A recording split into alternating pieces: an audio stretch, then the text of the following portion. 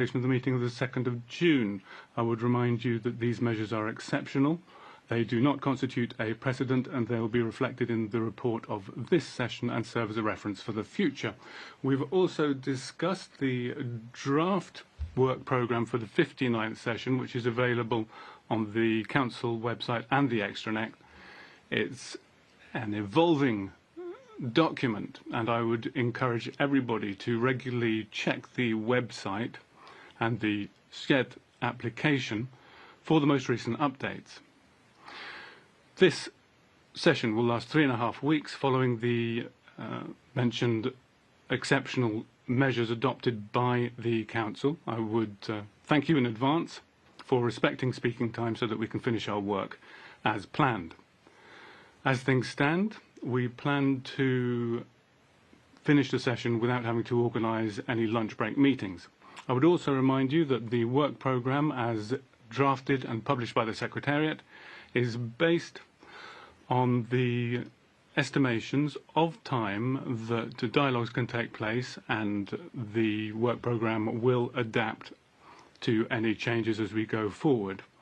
I would therefore suggest that the Council approve the work programme on the understanding that it is an evolving document.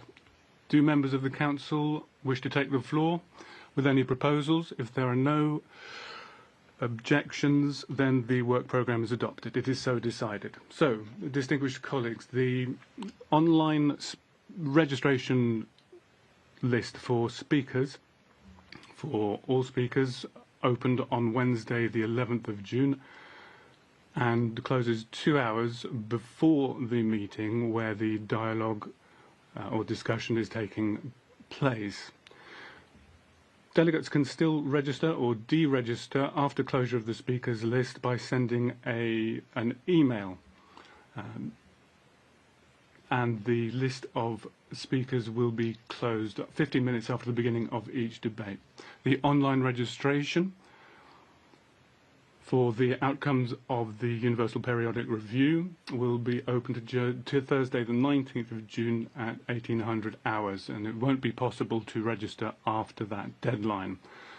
For the national human rights institutions and NGOs, registration for all debates was open on the 12th of June, Tuesday the 12th of June at 10 a.m. I would ask all colleagues to download the app for registration, and if it's not possible, then please send your emails to the conference services and the Secretariat of the Council. Your Excellencies, ladies and gentlemen, please allow me to remind you that the deadline for submitting draft resolutions for the 59th session is Friday the 27th of June at 1 p.m. and that reviewing the written amendments is for the Wednesday at 11 and 1 p.m. respectively.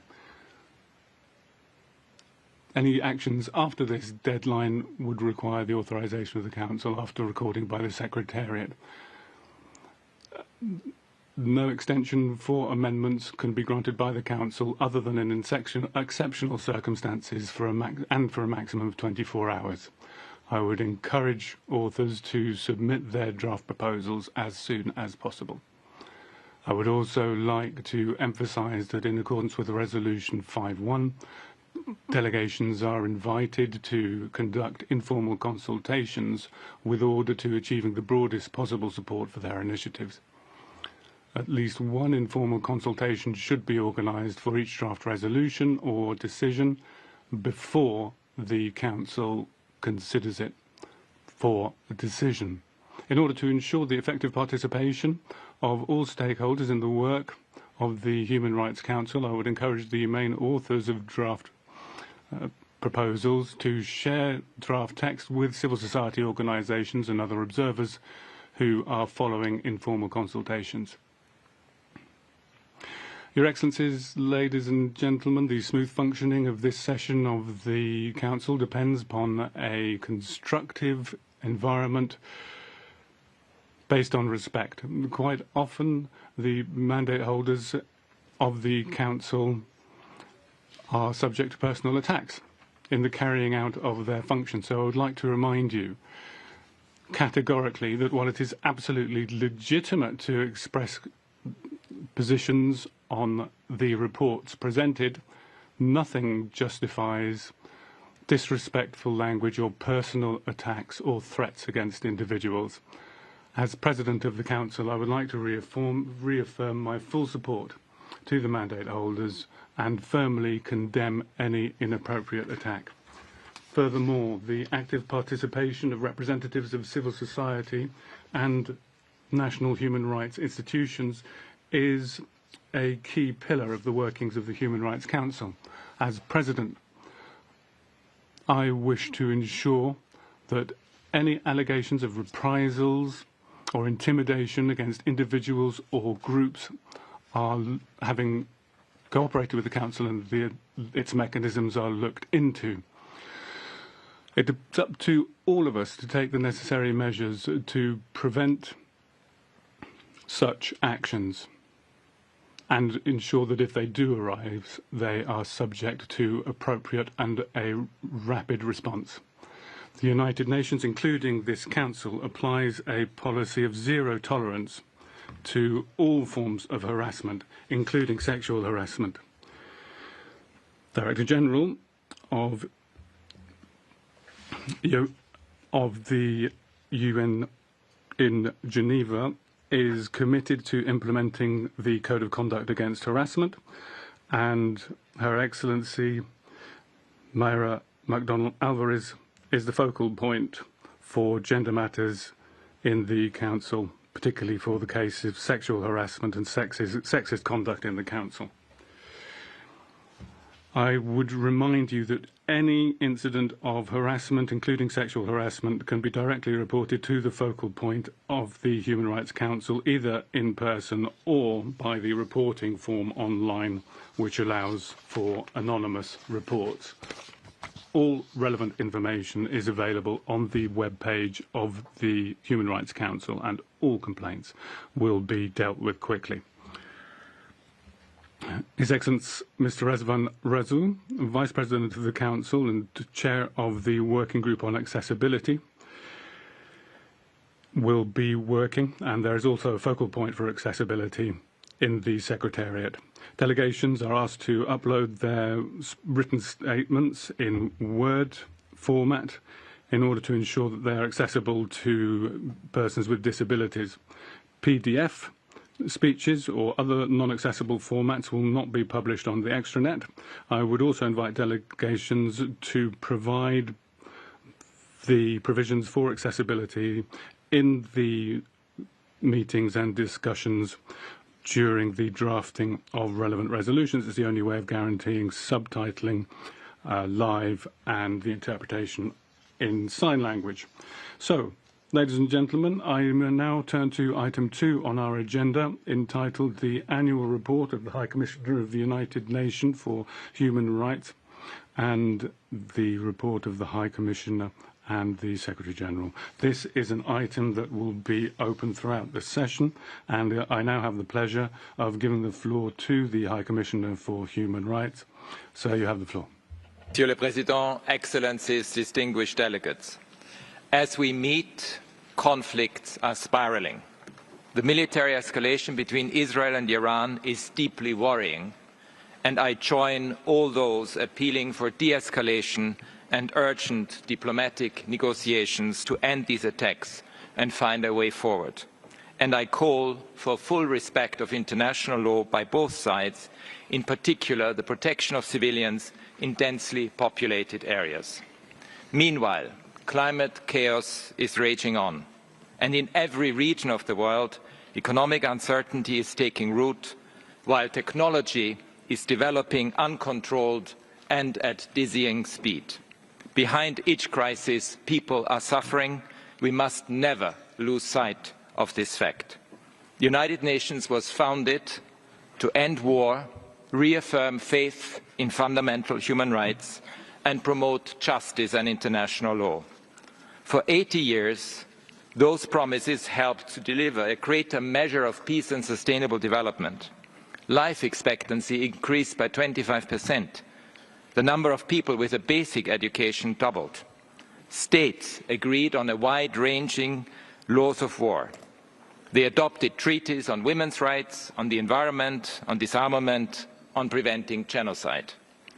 Despite edging close to nuclear annihilation several times, reason prevailed.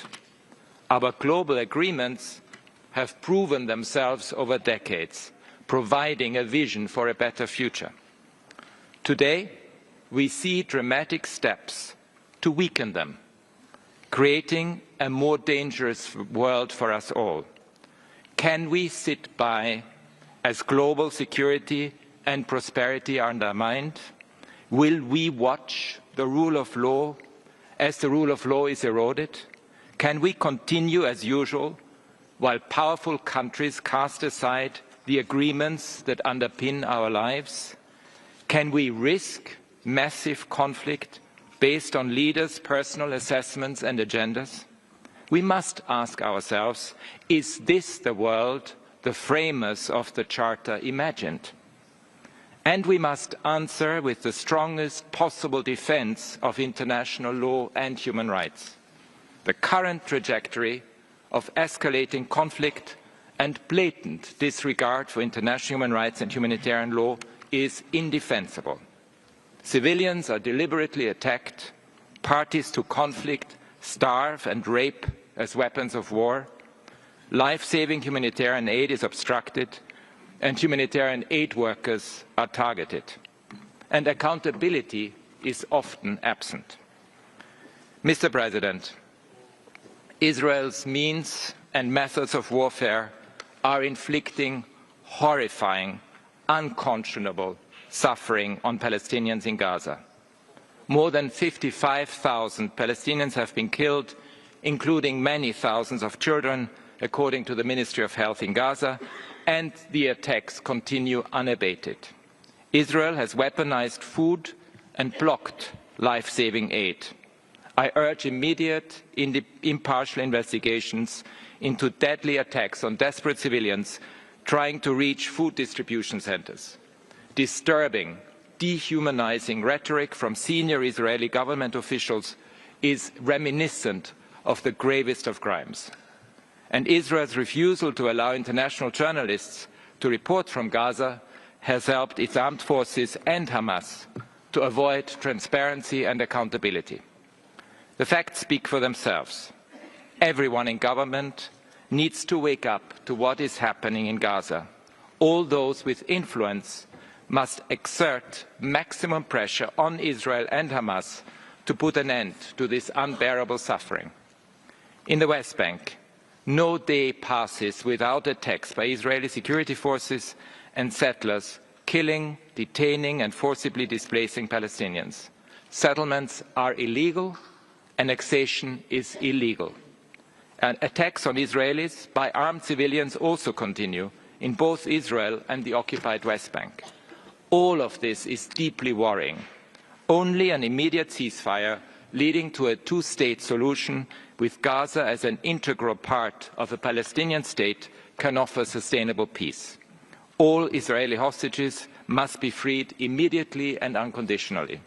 All Palestinians detained arbitrarily must be released. I am concerned by air and drone strikes by Israel in Lebanon, including in southern Beirut, which have killed civilians and destroyed homes and medical facilities. I urge full respect for the ceasefire to enable reconstruction and the return home of displaced people on both sides of the border. At this critical juncture, it is key for the international community to support the Lebanese government's efforts for much-needed institutional reforms and socio-economic recovery. In Ukraine, as ceasefire talks stall, the conflict is escalating. Civilian casualties have increased significantly this year as Russian armed forces used long-range weapons against cities and drones in frontline areas. While there have been exchanges of prisoners of war and, in some cases, civilian detainees, many are still in captivity. I urge the Russian Federation and Ukraine to commit to a full exchange of prisoners of war and for the immediate release of Ukrainian civilians detained in Russia. We urgently need a comprehensive ceasefire leading to a peace agreement in line with the UN Charter and international law. Sudan is plunging deeper into chaos and lawlessness without the attention this situation demands. Hostilities have intensified in North Darfur and Kordofan, marked by grave violations of international humanitarian and human rights law. My office documented a tripling in the number of arbitrary killings of civilians between February and April.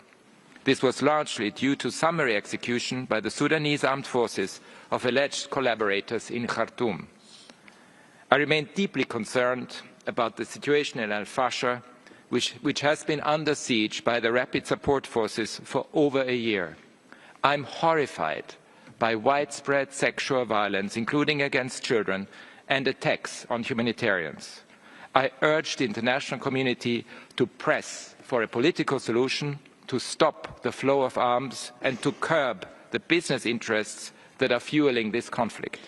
All parties must be held accountable. In Myanmar, the military exploited the turmoil caused by the earthquake in March to double down on attacks against civilians while restricting humanitarian access even further. Military operations have continued with reports of attacks on schools, religious sites and other protected locations. This violence must end.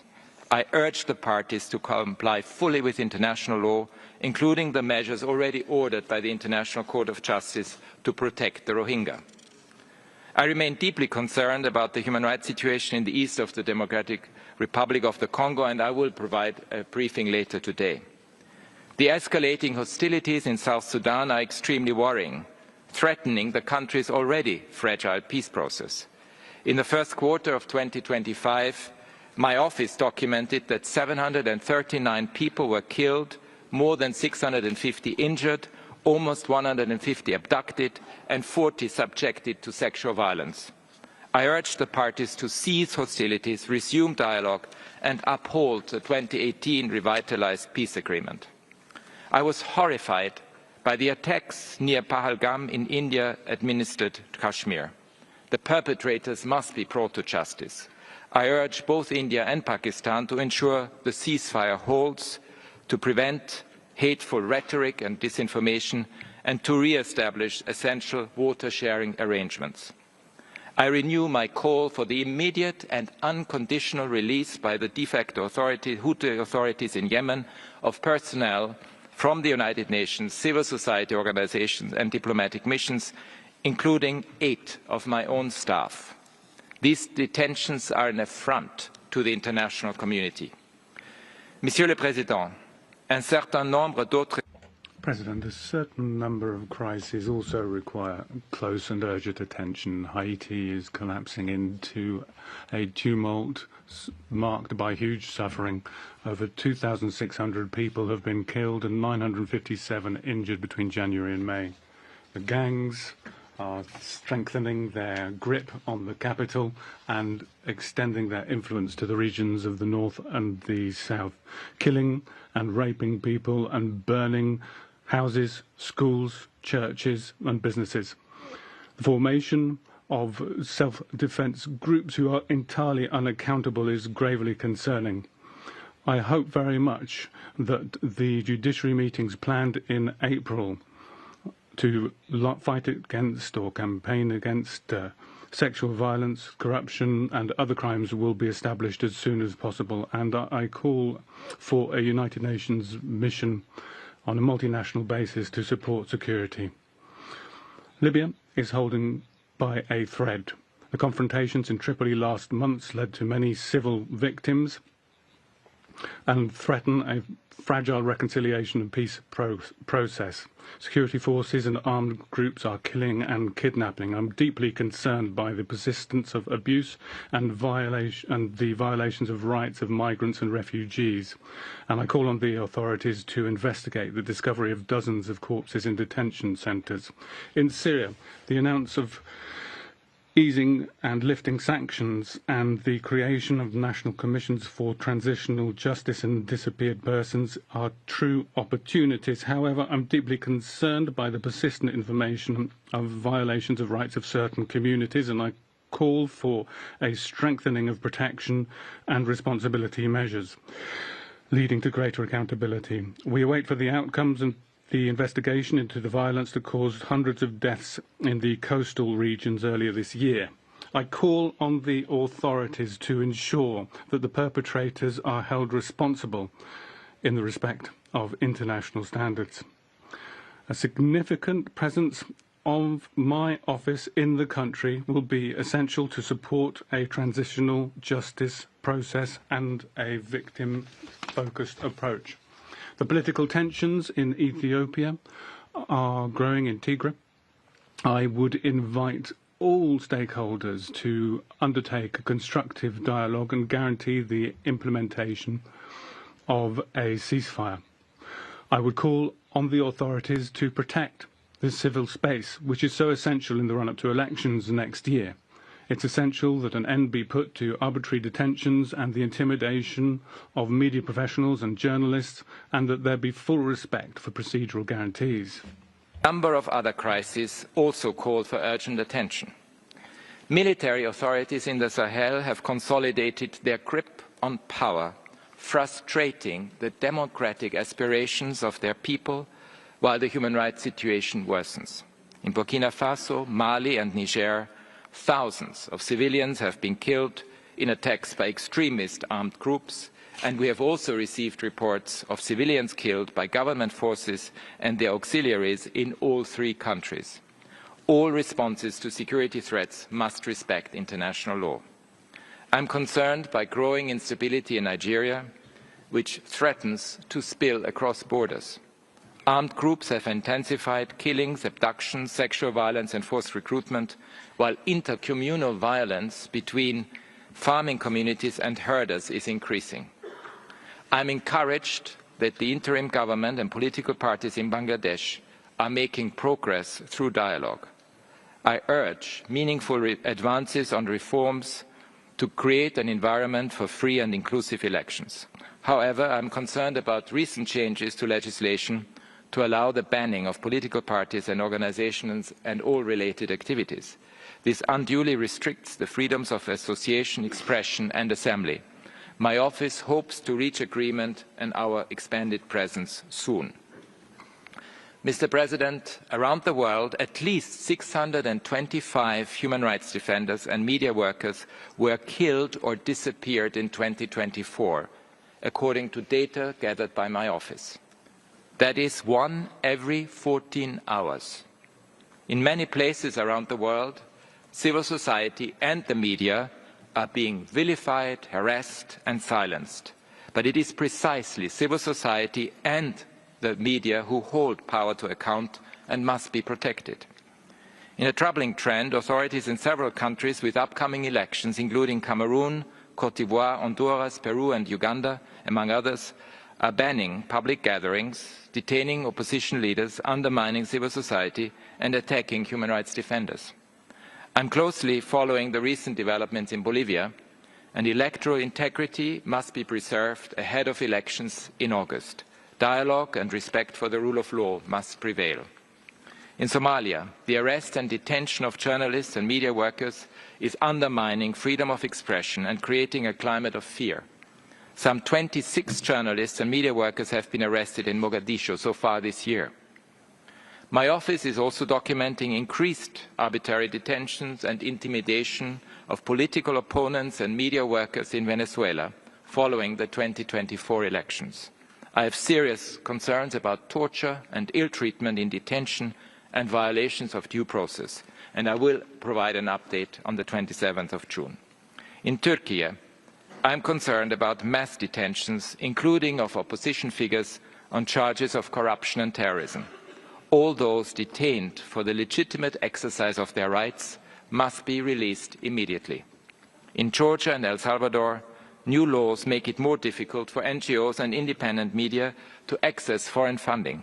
This could harm their ability to operate freely and effectively. Similar legislation is under discussion in Hungary, and I urge the government to reconsider it.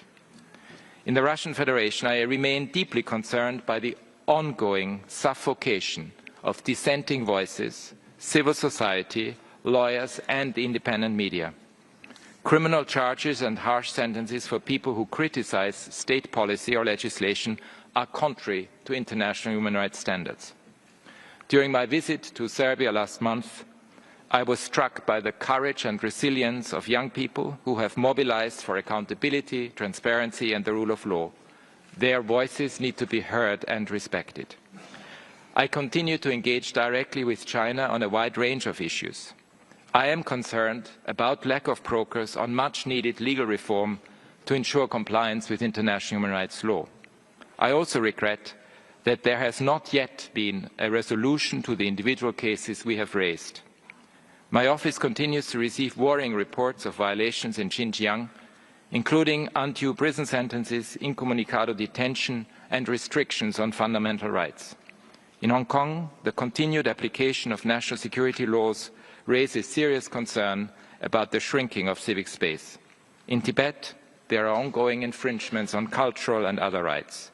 I call for the release of all individuals detained for exercising their rights and to align legislation and policies with international human rights law. Mr. President, social tensions are often rooted in systemic, long-standing discrimination based on race, religion, sex, sexual orientation, gender identity, migrant status, caste and other characteristics. Policies to tackle such discrimination have had important successes in all regions of the world. Some call these DEI policies. I call them standing up for equality. When we look at the pushback against such policies, we see it for what it is, a fundamental misrepresentation that reveals a strategic decision to scapegoat vulnerable groups. Discrimination is neither rare nor random. It is widespread. Across 119 countries, 1 in 5 people reported experiencing discrimination in the past year, according to data gathered by my office. Colonialism's brutal legacy remains. Racism remains a scourge. People of African descent continue to suffer disproportionately from excessive use of force, including deaths at the hands of law enforcement in Brazil, the United States and beyond. Data gathered by my office shows that worldwide women face discrimination at more than double the level experienced by men. In parts of the Russian Federation and the United States, there are severe restrictions on women's reproductive rights and rights to health care. These rights are essential to women's participation and leadership in every aspect of life. More broadly, I call on all states to implement gender quotas for women's political representation, and I regret that some countries are abolishing them. In Iran, I note the temporary suspension of the so-called hijab law, and I urge its full repeal along with all related laws and practices that restrict the rights of women and girls.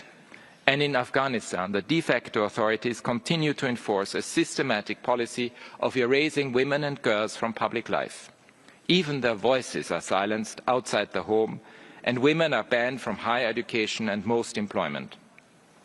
Disability rights also face pushbacks after years of progress. Some countries are reducing accessibility and cutting funding for access programs, and influential figures have openly mocked people with disabilities. LGBTIQ+ people continue to face legal restrictions, hate speech and even violence. In West Africa, draconian laws threaten to criminalize consensual same-sex relations and restrict the work of human rights defenders supporting LGBTIQ+ people. In Argentina and the United States, government officials have made statements vilifying transgender and non-binary people while restricting their rights. Georgia, Hungary, Slovakia and Turkey are among countries that have adopted or are considering laws that could prohibit LGBTIQ+ advocacy and ban pride marches and educational material in schools. In Uganda, the Anti-Homosexuality Act fuels systemic violence and discrimination. At least 70 cases involving 88 victims were documented in the first 4 months of this year. Migrants and refugees are also targeted by hate speech, unjust legal restrictions, scapegoating and other forms of discrimination in many parts of the world. In Tunisia, Anti-migrant rhetoric from public officials has fueled physical attacks and online hate campaigns. Close to 640,000 Afghans returned to their country from Pakistan and Iran in recent months. More than 250,000 of them were forced to do so. Regardless of legal and documentation status, Afghans forced to return may encounter serious protection risks, especially women and girls who face severe persecution. Migrant workers from Myanmar face deportation from Thailand, sometimes followed by conscription into the Myanmar armed forces. I am disturbed by reports that the immigration authorities in the Dominican Republic deported pregnant women migrants from Haiti and those who had just given birth. Here in Europe, I am concerned that several leaders recently called for changes to the interpretation of human rights law on complex issues of migration governance. I urge EU countries to put human rights at the centre of new regulations on returns and migration governance more generally, including by expanding safe and regular pathways. In the United States, the arrest and deportation of large numbers of non-nationals, including to third countries, raise serious concern over respect for their rights. As people protest against these developments, I urge the authorities to respect the right to peaceful assembly and to uphold human rights in law enforcement, including by refraining from any resort to military force when civilian authorities are capable of maintaining public order. Mr. President, distinguished delegates, as disturbing as all this pushback is, we must not fall for the hype. This is not a global phenomenon. The vast majority of countries around the world continue to support the expansion of human rights and fundamental freedoms. Half the world's population now benefits from effective national human rights institutions that work with my office. That figure has tripled in the past 2 decades. And policies to promote equality are working. In Brazil and Nigeria, for example, quotas for minorities and marginalized groups have contributed to greater representation in education and employment. Countries including Bolivia, Chile, Fiji and Peru have implemented initiatives to promote the participation of indigenous peoples, including reserving seats in national parliaments. The government of Guatemala has started to hold monthly meetings with indigenous peoples and people of African descent, leading to several local agreements on territorial claims. Thailand recently became the first country in Southeast Asia to legalize marriage equality. Timor-Leste recently passed a law stipulating that police must carry out their duties without discrimination based on gender or sexual orientation. Pakistan has outlawed child marriage in Islamabad, a historic legal breakthrough. The first resolution on discrimination based on work and descent, adopted by the African Commission on Human and People's Rights, is an important step to address deep-seated stigma. In Somalia, the new National Disability Rights Bill provides a framework for action and inclusion. And around the world, I am pleased to see governments working to implement their pledges under our Human Rights 75 initiative, with new laws on access to information, reforms to criminal justice systems, and stronger engagement with human rights mechanisms. Mr. President, many of the poorest people in the world are falling even further behind, with their rights to food, health and adequate standard of living under assault. The 2030 Agenda for Sustainable Development is slipping out of reach. More than half of low-income countries are currently in or at high risk of debt distress. Many are also on the front lines of the climate crisis, and the development finance they desperately need is dwindling as major economies shift their priorities, expand defence budgets and cut development finance. The recent imposition of soaring tariffs may seem like a high-stake poker game with the global economy as the bank, but the shock waves of a trade war will hit least developed countries with the force of a tsunami. Caribbean countries and small island developing states are among those that will suffer most. The impact on countries with large export sectors, including Bangladesh, Cambodia, Sri Lanka and Vietnam, could be devastating. Higher tariffs could put healthcare education and a nutritious diet out of reach for many. Higher tariffs could also roll back gains on gender equality, as they have a disproportionate impact on women working in low-paid manufacturing jobs. Many least developed countries have no social safety net, leaving people utterly unprotected. I'm deeply disturbed by approaches that treat the poorest people on Earth as collateral damage. Long-term global stability requires a fundamental shift to human rights and sustainable, inclusive development, not trade wars or arms races. My office is working around the world to realize the right to development. We are supporting over 80 projects in 38 countries, from Belize to Jordan and Kenya, with budget analysis, advice on debt servicing, and policies that promote a human rights economy. Señor Presidente, las tecnologías digitales y los sistemas. Digital technologies and artificial intelligence systems offer huge potential, but also they have a dark side. If we don't act quickly, we might lose the battle, and there would be unpredictable consequences for the enjoyment of human rights from that. It's probable that the intelligence of artificial intelligence in military equipment has led already to loss of civilian lives. The possibility of supervised, or rather the possibility of surveillance through artificial intelligence is a grave risk to freedom of expression and privacy. The concentration of the development of AI in rich economies can perpetuate the digital divide and discrimination based on race and gender. Regulating this technology will require transparency. It will require an open mind and inclusion.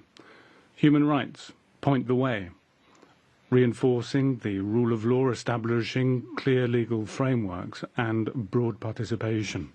I reject the argument that human rights somehow stifle innovation. On the contrary, innovation that ignores human rights has led to terrible consequences, from an algorithm that unjustly deprived families of social support to border screening that relies on profiling.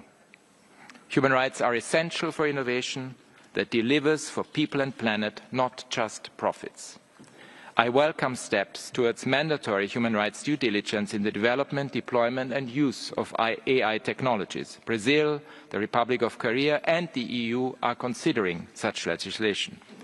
In some cases, data protection authorities are stepping up.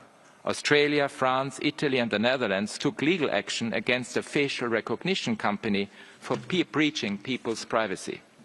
Momentum is also building towards protecting workers. For example, the Hollywood Actors Union reached agreement with major studios on the use of AI in filmmaking. But we need much more.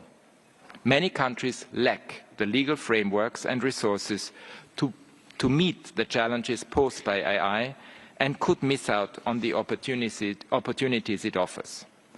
The coming months will see critical decisions about regulation, including the establishment of 2 United Nations mechanisms.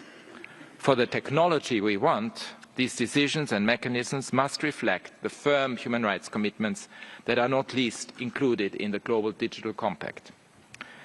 Mr. President, distinguished delegates, populists and authoritarians are working hard with their so-called culture wars to distract people from today's very real problems.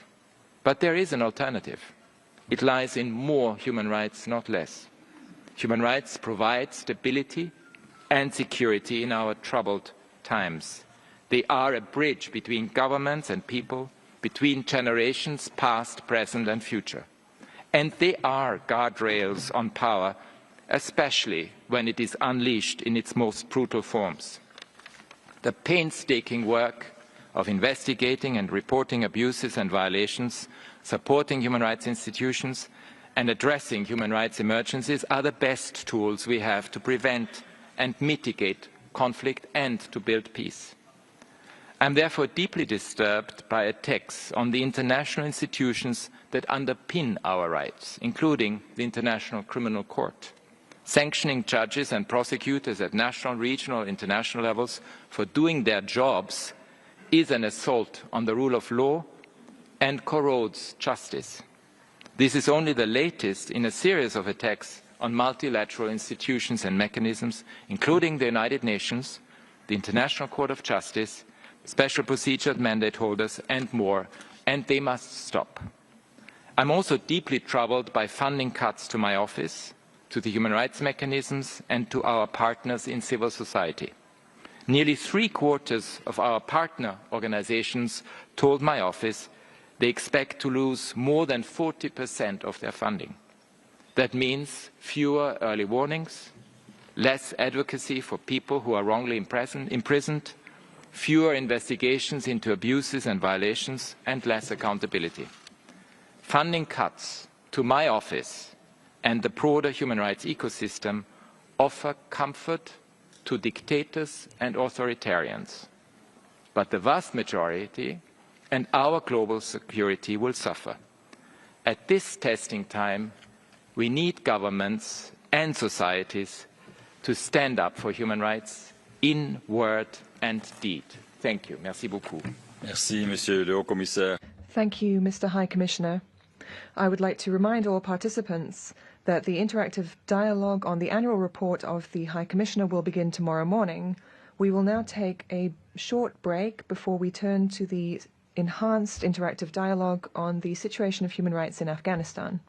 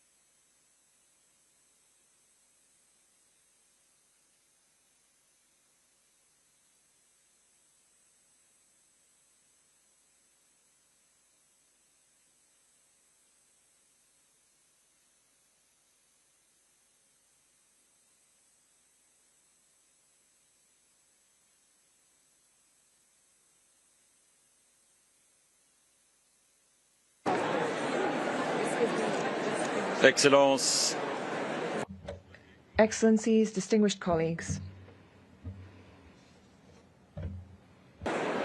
okay, please take your seats, colleagues. We are continuing.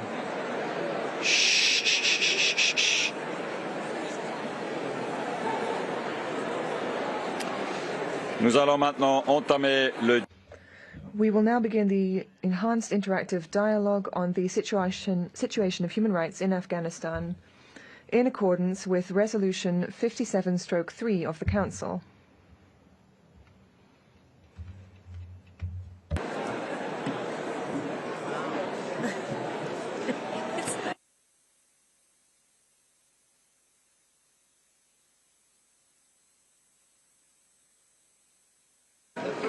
Je rappelle que la durée des I would like to recall that the duration of interactive dialogues is 1 hour and 30 minutes.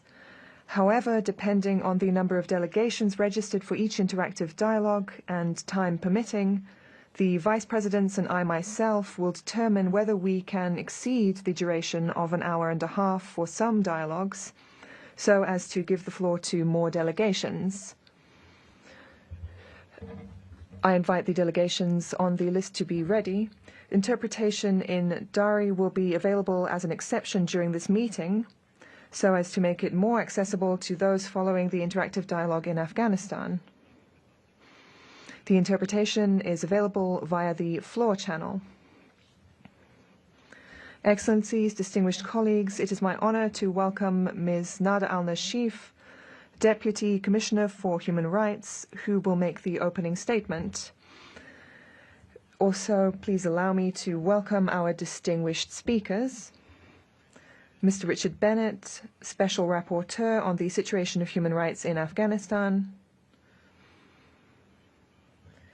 Mr. Maibullah Tayed, the Counselor from the Permanent Mission of Afghanistan. Ms. Zara, that is a pseudonym, a teacher and survivor of child marriage living in Afghanistan, who will address us via video message.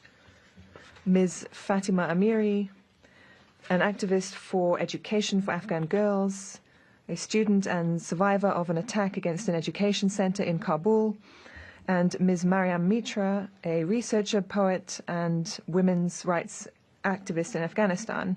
The speakers list will be closed in 15 minutes, and I have the honor to give the floor to the Deputy Commissioner for Human Rights for her statement. Thank you, distinguished President, Your Excellencies, colleagues and friends.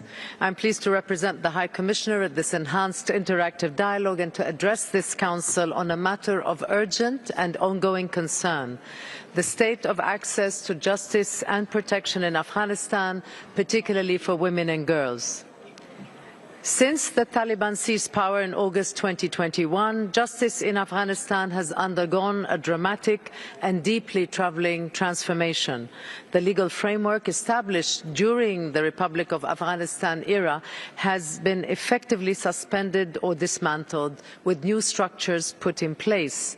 They include the reconfiguration of the judiciary, including the removal of female judges, the dissolution of the Office of the Attorney General, restricted space for defense lawyers and the rights of the accused, and the removal of key protection mechanisms. In short, legal and institutional safeguards essential to upholding the rule of law have either been removed or severely compromised.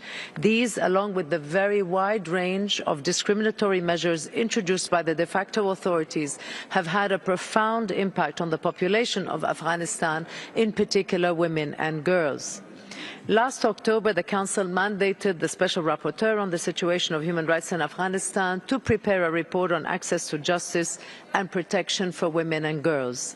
This report addresses the compounded effects of multiple and intersecting forms of discrimination and presents an important baseline study on the type of obstacles that women and girls face in relation to access to justice and protection in Afghanistan. It finds that across the country, while Afghans are encountering significant barriers in seeking legal recourse or redress for harms endured, the situation is particularly grave for women and girls. Their access to justice has become practically non-existent. Without a mahram, women and girls cannot access a lawyer, courts, or other institutions, and cannot seek protection or reparation from harm. By virtue of this system, women who are victims of domestic abuse, whose mahrams may also be the perpetrators of violence or exclusion, are rendered invisible, with no real hope of protection. We witness an institutionalization of the most extreme forms of gender-based discrimination and segregation. Women and girls have been systematically excluded from public life and to a large extent deprived of their most basic human rights, including access to secondary and higher education, healthcare, employment, freedom of movement and freedom of expression. Women and girls' access to justice is so challenging, whether in the formal or the informal justice system, that it amounts to barely any access at all. This situation is especially devastating for those with intersecting and marginalized identities. And I mean women and girls from ethnic and religious minorities, women with disabilities, and from female-headed households who face heightened risks of violence, exclusion and deprivation. They are doubly victimized in a system that already considers women and girls less deserving of rights and dignity. It is important to acknowledge that these challenges are not new.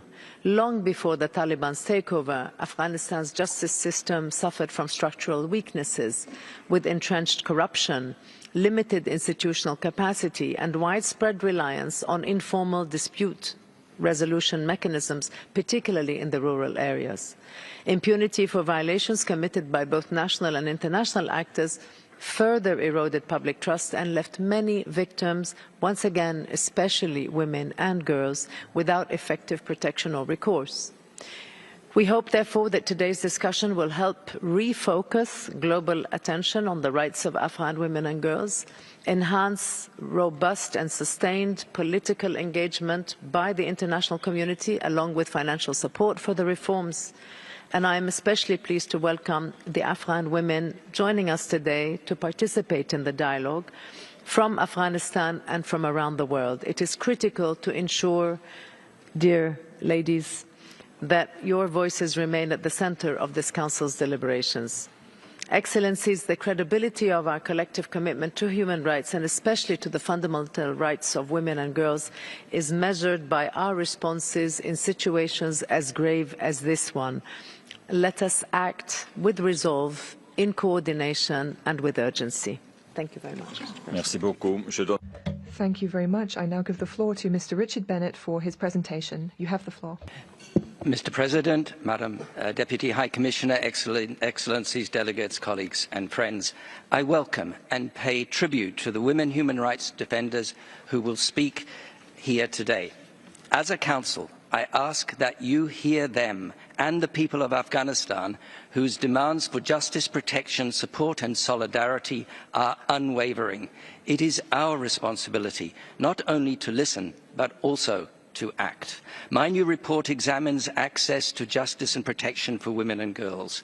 From my extensive consultations and from submissions from almost 200 women inside Afghanistan, it's clear that the meaning of justice can vary among and between Afghans and is shaped by different backgrounds, identities and lived experience. It involves not only legal accountability, but also the restoration of rights, access to essential services and the creation of conditions in which women, girls and all Afghans can live with dignity and self-determination. There is, however, a shared understanding that injustice, however understood, and the harm it causes is profoundly felt and enduring. Today, under Taliban policies, access to justice and protection in Afghanistan has been severely compromised. It is virtually unattainable. The de facto authorities have dismantled legal and institutional frameworks and abolished crucial protection mechanisms, while support networks have either collapsed or been forced underground. The Taliban's transformation of the justice system weaponizes the legal, judicial and social order to oppress women and girls, their allies and LGBT persons. It is designed to enforce, entrench and sustain the group's repressive and misogynistic ideology.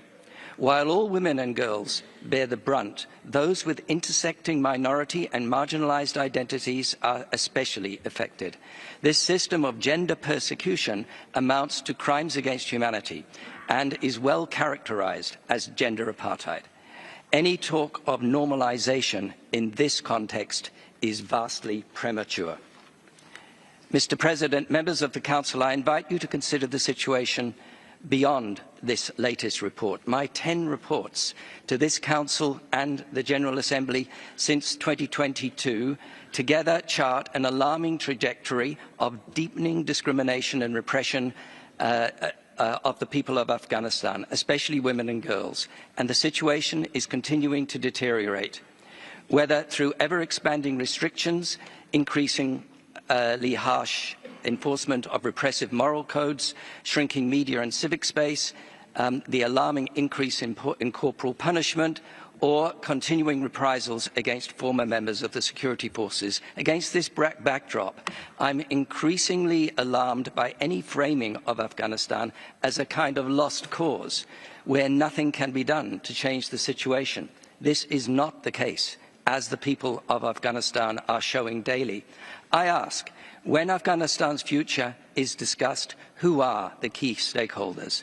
The answer is, and must be, the people of Afghanistan themselves, including women, girls and youth in all their diversity, both inside the country and in exile. It is they who will build a more inclusive, equal and stable country. Mr. President, I also ask whether the international community, including this Council, is using all the tools at its disposal to support the people of Afghanistan, to counter creeping normalization in the face of no improvements on the ground, and to challenge the Taliban's institutionalized oppression and persecution. The answer is no. More can and must be done, including strengthening and expanding accountability measures that will tackle the pervasive impunity that continues. But there is no panacea, and effective action is needed to improve the situation on the ground now. I continue to advocate for an all-tools approach, a range of interventions that together exceed the sum of their parts and maximize the potential for the emergence of a safe, stable and inclusive Afghanistan. This should include prioritizing support for Afghan-led civil society, especially women-led NGOs, providing humanitarian assistance, funding education and economic empowerment initiatives for women and girls on the ground, and assisting states who are hosting Afghan refugees. It also includes supporting men and boys, including through initiatives that empower them as positive agents of change. We, the international community, must stand firmly with the brave people of Afghanistan who continue to risk everything in pursuit of justice, dignity and peace. I thank you. Thank you, Richard. Je donne maintenant la parole à... And now give the floor to the next speaker. You have the floor. President, thank you. Let me start by thanking Deputy High Commissioner and expressing my happiness for the presence of women and girls from Afghanistan for today's discussion. We thank the Special Rapporteur, Mr. Richard Bennett, for his latest report and continued commitment. The report paints a stark but accurate picture of the situation in Afghanistan, one that Afghanistan civil society, especially women, have been urging this Council to confront with urgency. Since the Taliban's military takeover, Afghanistan has undergone not a reform of justice, but a dismantling of it. As detailed in the report, the Taliban de facto authorities have abolished the constitution, nullified all laws protecting women and children, and replaced the legal framework with unpublished edicts issued arbitrarily at provincial or national levels. Courts are staffed entirely by Taliban-appointed male judges, often without legal training, enforcing a harsh interpretation of Sharia that lacks consistency and due process. Women and girls have been removed from every layer of the justice system, as judges, prosecutors, lawyers and complainants. The Afghanistan Independent Bar Association has been dissolved. There are no licensed female lawyers in the country today. Police units handling gender-based violence have been dismantled. and complaints of abuse, rape, or forced marriage are either ignored or lead to reprisal against the victims. The requirement of a mahram, a male guardian, to access courts, travel, even appear in public has become a tool for control, silencing women by cutting them off from any form of remedy. Mr. President, since February 2025, the Taliban have escalated their repression. They have banned women from attending private medical training institutions and trained to revoke licenses of NGOs that employ women. In March, the so-called Ministry of Promotion of Virtue and Prevention of Vice began enforcing bans on women's voices in public broadcasts, extending censorship to include female poets, singers, and educators. The so-called courts have overturned divorces granted under the previous government, forcing women back into obvious marriages or charging them with adultery for remarrying. Peaceful protests have been met with violence. In late February, a group of women protesting education bans in Kabul was dispersed with gunfire and several were detained and disclosed locations. More than 40 civil society activists, including ethnic minority leaders, have been arbitrarily arrested since February, with many reportedly held with charge.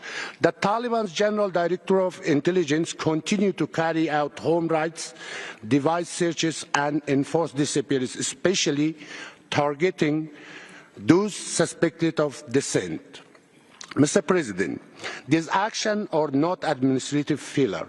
They are the core of an ideological project to enforce a gender-segregated authoritarian regime. As the last Human Rights Council resolution on Afghanistan rightly stated, this is an institutionalized system of discrimination and exclusion. As the Special Rapporteur emphasized, it may amount to crimes against humanity, including persecution on the ground of gender. Mr. President, the international community cannot continue to express concern without consequences. We fully support the Special Rapporteur's recommendation to establish a new UN investigative mechanism, independent but complementary to the current mandate. It must be empowered to document violations, collect and preserve evidence, identify perpetrators and support avenues for justice, including through the International Criminal Court and other accountability forms. Mr. President, we also stress that any engagement with the Taliban must be strictly conditioned on verifiable human rights benchmarks. This includes immediate reopening of schools for girls of all ages, removal of mahram restrictions, reinstatement of women's rights to work and move freely, and the restoration of a functioning right respecting legal system. Empty rhetoric from the Taliban cannot substitute for measurable change. Support for Afghanistan civil society, especially women-led organizations and excited legal professionals, must be sustained and expanded. We urge all members to act, support the creation of an investigative mechanism, strengthen international accountability, conditions all engagement on human rights, and stand firmly and urgently with the people of Afghanistan, especially its women and girls. I thank you. Thank you, Councillor. Je donne maintenant la parole. I now give the floor to Mrs. Zhar for your presentation by video message.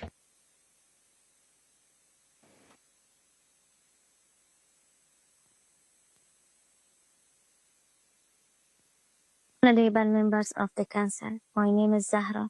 I speak to you as a mother, a teacher, and a woman from Afghanistan who has lived through two Taliban regimes and 20 years of hope and heartbreak. I was 13 years old when I was forced into marriage. That was the year 2000, during the first Taliban rule. The Taliban were going door to door searching for unmarried girls. My family was afraid to protect me. They arranged my marriage to my cousin. He was 20. I was still a child. I cried. My mother cried. She knew it would be painful, but believed it was safer than what the Taliban might do. I had been one of the best students in my class. All I wanted was to stay in school, but at 14 I became a mother. While other girls were holding books, I was holding a baby. my husband did not allow me to continue my education.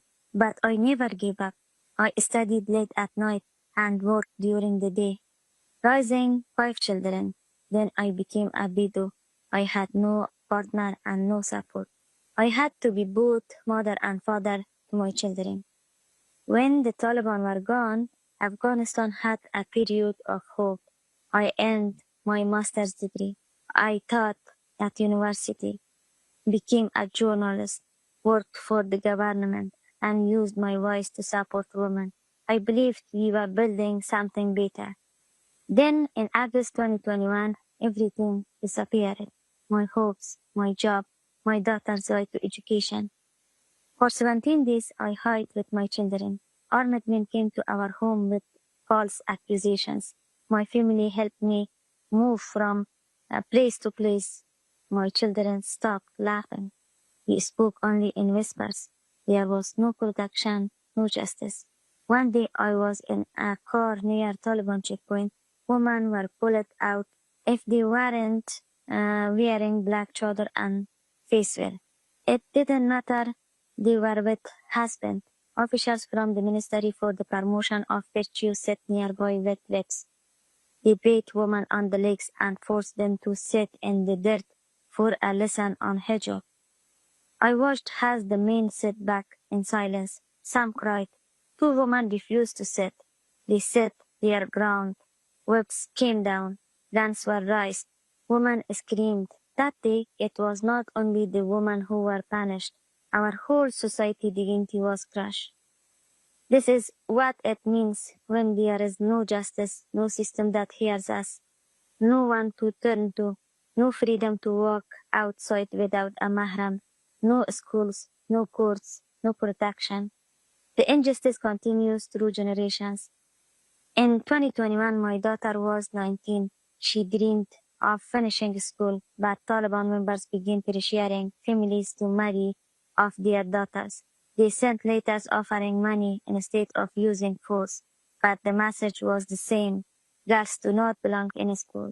I faced the same nightmare my mother did. I made the same impossible decision. I married off my daughter, not because I wanted to, but because I was trying to protect her. We were lucky. I chose a kind man. She is not unhappy, but many girls are not so fortunate. They are married against their will, taken out of school and left without a future. The trauma continues. Still, I fight. My younger daughters now study in secret. Our home has become a classroom. They learn quietly, always afraid, but full of hope. To this council, I ask, where is justice for Afghan women? Where is protection for girls who want to learn? Where is the action the world once promised? We are not asking for privilege, only for rights, basic rights every human being should have. If the world stays silent, the cycle of fear and forced choices will continue. But if you stand with us, we can begin to break it. My daughter's life already mirrors mine, but I will not let the same fate reach my younger daughters. I will keep teaching them. I will keep fighting for them. I believe in them, and I ask you to believe in them too. Thank you. Merci. Thank you very much, and I give the floor to Mrs. Fatima Miri for your presentation. Please go ahead. In the name of Allah, distinguished delegates, esteemed guests, and all those committed to the values of peace, dignity, and human rights. Today, I speak not only with words, but with the weight of the stories, my own and those of many who cannot be here. I'm here to share a truth that must be heard. I'm just an example of many girls and women in Afghanistan who have been denied justice. I'm someone who has felt every kind of pain that girls in my country experience. I'm the girl whose school was closed. I still remember the day when they closed my school, how painful it was. I'm the student whose university was closed. After losing my eye and my ear, with all this pain that I had, I participated to my exam to study at university to show them they cannot stop me. to protest against them, but they closed universities. I'm the young woman who could no longer work in her own country. I was working and supporting my family, but they took this right from me. In my view, justice to have equality, to not have to fight for basic rights. After losing my eye and my ear with all this pain that I had, but they closed everything for me. Yes, I'm still standing, still speaking, still dreaming, not just for myself, but for every girl still waiting for her voice to be heard. I'm a girls' education activist. Why? Because I feel every pain that they are experiencing right now. Because when the Taliban came in Afghanistan, they closed my mother's school, and she couldn't continue her education. This time, when they came, they closed mine. And I cannot let them to do it to the next generation. Despite every door that they has been closed to us, we continue to learn, in secret, in the dark, online, through whispers, through book passed from hands to hand like precious treasures. Today, I do not ask for sympathy. I ask for solidarity, for support, for action. Speaking about justice and protection is not enough. We need actions. Support for underground schools, protections for those fighting for their right to learn, making opportunities, amplification of voices that are being silenced every day. Education is everyone's right and shouldn't be given to a few like special privilege. And at least if the UN or other countries cannot do anything to change the policy of the Taliban, then at least they shouldn't join them. Please don't recognize Taliban. Let us ensure that the next generation of Afghan girls doesn't have to fight simply to go to school. Let us ensure that when she writes her name, the word doesn't erase it. I don't want to transfer the darkness to the next generation. I want to transfer knowledge. So please be with us, and we need actions. Thank you so much. Thank you very much. Je donne maintenant la parole. And I give the floor to Mrs. Mariam Mitra for your presentation. Please go ahead. Excellencies, I stand before you today not only to speak on behalf of women in Afghanistan, but also to bear witness to the systematic elimination of their presence, their rights, and their dignity. When talking about justice, I speak from personal experience. As someone who lived through the first Taliban regime and was denied the right to an education simply because I was a girl. I lived through a time when learning was a quiet act of defiance and teaching another girl was an act of resistance. Let me be clear, women and men of Afghanistan are not passive victims. They are resisting in various forms at extraordinary personal risk. They have marched in the streets knowing they might face beatings or arrests, with no fair judicial system to turn to nor institution to protect them. They have composed poetry and sang songs, turning words into acts of defiance. They have taught girls in underground classrooms, risking imprisonment but keeping hope and knowledge alive. Many have been detained, tortured, disappeared, and killed, and yet still they continue to resist. Today, I do not bring only my voice into this room.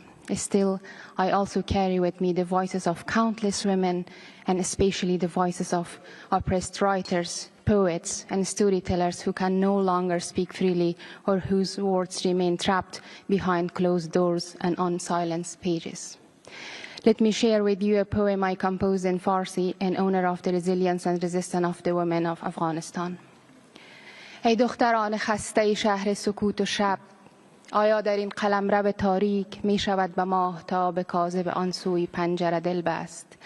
یا در پرتو نور تک ستاره نومید شعر خواند. واژه ها صدایم را باور نمی کنند. انگار مردم و جام های سنگی سکوت از صدای من تهی است. اگرچه سال هاست حنجره روزگار صدایم را انکار می کند. اگرچه قرن هاست با صدای زخمیم چیغ می زنم. های باورم کنید من حضور کاذب یک سایه نیستم. This is the spirit we must protect, this is the voice we must amplify, and this is why your action, our collective action, is so urgently needed. As someone who has known the silence of injustice firsthand, I urge this Council to take the following concrete steps to enhance justice and protection for Afghan women and girls. First, formally recognize the Taliban's policies as gender apartheid and begin the process of establishing it as crime under international law. Second, ensure that women's rights remain at the center of all diplomatic engagements with de facto authorities. No political negotiation should take place without women at the table, and no agreement should be concluded if it ignores their rights.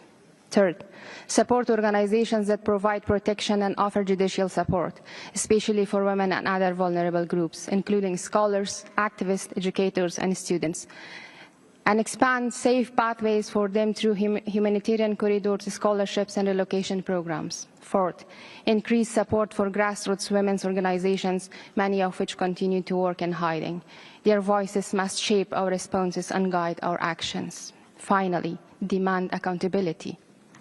Impunity must never be the reward for gender persecution. The world is watching. History will judge not only those who perpetrate these crimes, but also those who remain silent in the face of such systematic oppression. I thank you. Merci.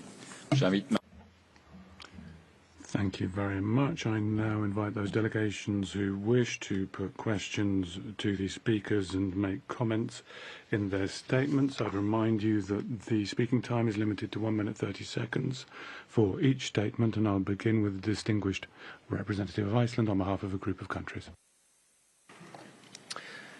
Mr. President, I speak on behalf of the Nordic Baltic states. We remain deeply concerned about the grave human rights violations and abuses, including the widespread and institutionalized system of discrimination and oppression against women and girls in Afghanistan. Systematic gender oppression has been further expanded and institutionalized, with women facing restrictions, including by removal from the justice sector.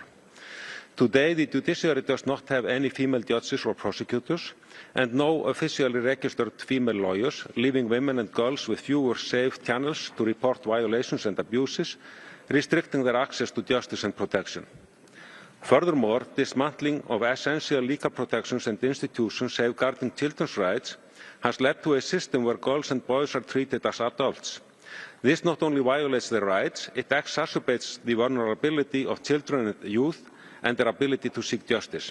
Afghanistan youth must be recognized as key stakeholders. Protecting their rights and supporting their participation will be vital for building a more inclusive, peaceful and representative Afghanistan. We call on the de facto authorities to fulfill their responsibilities to international human rights treaties ratified by Afghanistan, including by reversing policies and practices that violate these obligations.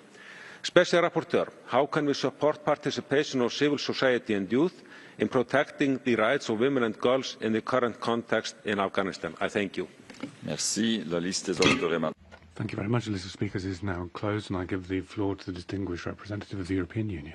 In particular, for bringing the voices of the women of Afghanistan to the HRC. The human rights and humanitarian situation in Afghanistan remains catastrophic. The EU condemns the systematic and systemic human rights violations and abuses.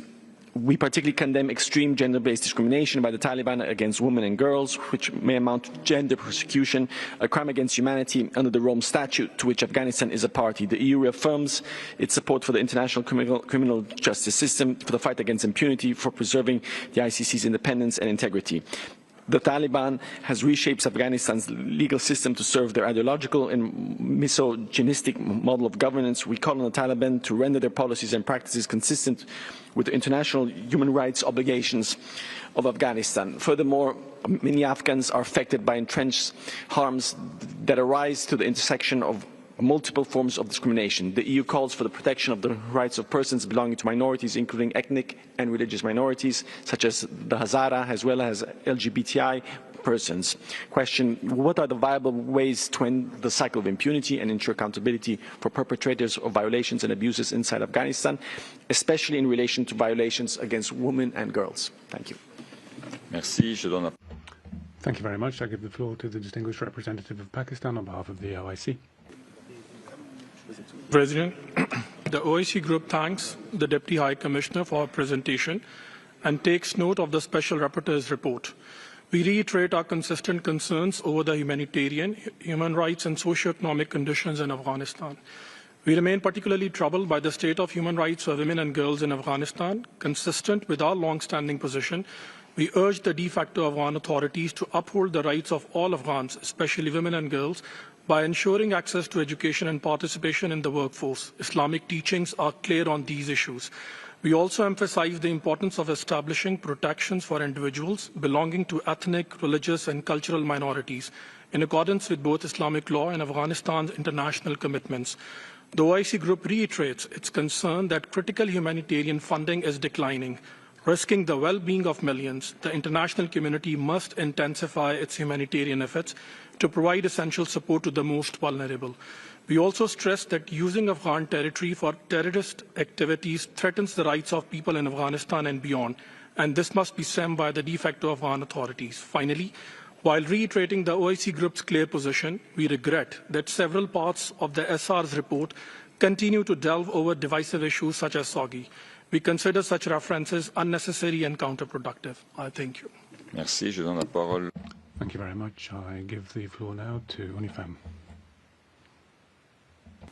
Thank you, Mr. President. UN Women welcomes the Special Rapporteur's report and its clear recognition of the Taliban's justice system as a mechanism of gender-based oppression.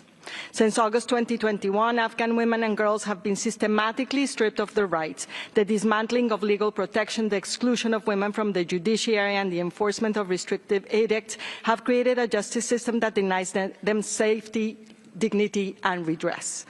This system of injustice is reinforced by exclusion from public life. Women and girls are barred from education beyond grade 6, denied access to most employment, and erased from political and decision-making spaces. Their participation in the workforce is minimal, and their access to financial services remains severely limited. The prevalence of violence against women remains alarmingly high. Despite these challenges, Afghan women and women-led organizations continue to demonstrate remarkable courage and resilience. Many are finding ways to advocate for their rights and pursue alternative pathways to justice, including through community-based mechanisms.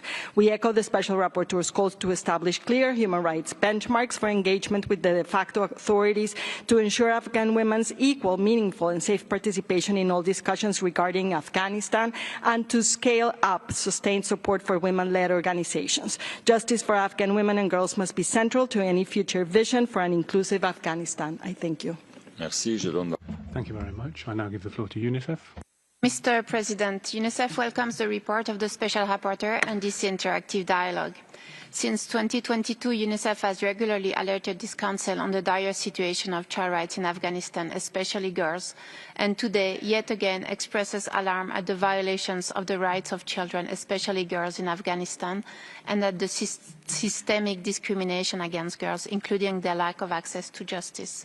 Today, 2.2 million girls have been excluded from secondary school, with the number growing each academic year. Women and girls also continue to be barred from attending higher education, which now includes medical training institutes, further limiting access to healthcare for women. We urge the de facto authorities to comply with their legal obligations toward children in Afghanistan, especially girls. This includes immediately lifting the ban on girls' education and resuming learning for all children. It also includes ensuring access to an effective remedy for all girls whose rights are violated. Thank you. Merci. Je donne la parole. Thank you very much. I now give the floor to the distinguished representative of New Zealand. Thank you, Mr. President. New Zealand thanks all the speakers for their presentations, and we thank the Special Rapporteur for his comprehensive report. We strongly support the mandate of the Special Rapporteur and his critical work in ensuring accountability for human rights violations and abuses. As the speakers' presentations and Special Rapporteur's report demonstrate, The human rights situation in Afghanistan continues to deteriorate.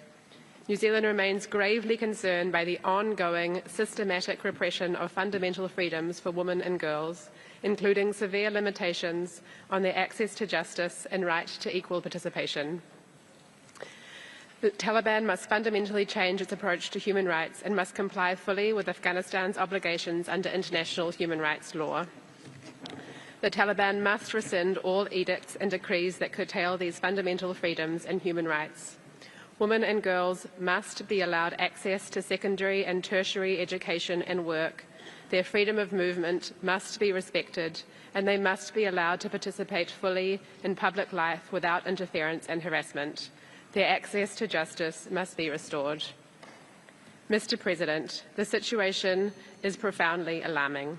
New Zealand continues to stand with the brave people of Afghanistan. Thank you. Merci. Je donne la parole. Thank you. I give the floor to the distinguished representative of Albania. Thank you, Mr. President. Albania thanks the Special Rapporteur for his comprehensive report on the situation of human rights in Afghanistan, with a particular focus on access to justice and protection for women and girls. We commend the Special Rapporteur's unwavering commitment to documenting the grave and systematic violation of human rights under Taliban's rule. His report provides a sobering yet essential account of institutionalized gender-based discrimination and persecution that Afghan women and girls face daily. The report's findings on dismantling of legal protection, exclusion of women from the justice system, and the use of justice system as a tool of repression are particular alarm. Mr. President, Albania condemns the policies of gender persecution that have stripped Afghan women of their most basic rights: education, employment, freedom of movement, access to justice. My country has taken concrete steps to support Afghan women and refugees. Since 2021, we have welcomed over 4,000 Afghan families, providing them with shelter, healthcare, education and integration support. Albania stands with people of Afghanistan, especially women and girls, and will support international accountability mechanisms, including those addressing gender-based persecution. I thank you. Merci. Je donne la parole au distingué Thank you. I give the floor to Spain. Thank you, President. Spain, align itself with the statement of the European Union, would like to thank the report from the Special Rapporteur and the other speakers. More than focusing on describing a situation of violation and generalized operation of women's rights, would very much like to focus on two particular points. First, pay tribute to the dignity and resistance of Afghan women and the organizations who face huge challenges but continue to speak out to claim their rights. And secondly, underline that we cannot remain indifferent before what is happening. Spain remains unwavering its commitment to Afghan women and believes that significant measures can be taken and the International Criminal Court and the ICJ to put an end to the violation of women's rights. We note the report of the Special Rapporteur and think that this mandate can be strengthened through an independent investigation mechanism which would contribute to guaranteeing accountability for crimes committed in Afghanistan. Mr. Bennett, how can we ensure the inclusion of Afghan women in discussions on the future of their country and the fight against impunity? Thank you. Merci. Je donne la parole à la distinguée. Thank you. I give the floor to the distinguished representative of Slovenia. Thank you, Mr. President. Slovenia aligns with the EU statement, and we thank the Special Rapporteur for his latest report. As we approach the 4-year milestone since the Taliban enforced the widespread, systematic and institutionalized system of gender-based discrimination and exclusion, the situation continues to deteriorate further. All measures that directly and indirectly hinder women's and girls' access to justice are unacceptable and deplorable. As the reform of Afghanistan's domestic accountability mechanisms remains highly unlikely, we share the view that the alleviation of the situation of Afghan women and girls requires external facilitation. We support the efforts of the international community to address these shortcomings through international accountability mechanisms. Finally, Mr. Special Rapporteur, we strongly resonate with the words of an Afghan woman cited in the report that justice isn't limited only to seeking legal recourse and services. For Afghan women, it often reflects their goals and aspirations to fully enjoy their fundamental freedoms and protections, equal and fair treatment, to be seen and heard, and to be safe. Slovenia will continue towards the safety, dignity and redress for all Afghan women and girls. I thank you. Thank you. I give the floor to the distinguished representative of Austria. Thank you, Mr. President. Austria aligns itself with the EU statement. We thank the Special Rapporteur for his report. The Taliban's ban on education at medical institutions for female students is deeply alarming, further depriving women and girls of their right to education and weakening the healthcare system. We are further appalled by the increase in gender-based violence, forced and early marriage, and cases of women detainees being sexually abused and assaulted by the Taliban de facto authorities. We are also concerned by the widespread and systematic human rights violations carried out in Afghanistan, including extrajudicial killings, arbitrary arrests and detention, enforced disappearances, and acts of torture against former government officials, security personnel, journalists, and human rights defenders. We urge the de facto authorities to immediately stop public executions and abolish the death penalty by establishing, as a first step, an official moratorium. Austria reiterates its call on the de facto authorities to abide by Afghanistan's international human rights obligations, including under the CEDAW, and to uphold the principles of non-discrimination and the rule of law. I thank you. Thank you. I give the floor to the distinguished representative of North Macedonia. Mr. President, Afghanistan is experiencing a grave human rights crisis. Since the Taliban's return to power in 2021, women and girls have been systematically excluded from public life. Legal protection has been dismantled, independent institutions dissolved, and access to justice has nearly vanished. Today, there are no women judges or registered lawyers. The elimination of violence against women law has been suspended. Specialized courts and shelters have been closed. Women cannot appear in court without a male guardian. And those who report violence risk arrest, public punishment, or worse. What remains is not a justice system, but a system of repression, one that punishes women for seeking safety, denies them education, and strips them of voice and dignity. Yet, even under these circumstances, Afghan women continue to resist, quietly, courageously, and often at great personal risk. They are defending rights, supporting one another, and demanding international attention. We must listen to them. We must support women-led organizations, protect those at risk, and hold perpetrators accountable. Justice must be more than a word. It must be a promise kept. I thank you, Mr. President. Merci. Thank you. I give the floor to the distinguished representative of Croatia. Mr. President, Croatia aligns with the EU statement. We thank all the panelists and Special Rapporteur for his report. Afghanistan is experiencing a profound human rights crisis that has reshaped the lives of its people, especially women and girls, who have been deprived of their fundamental rights and erased from public life.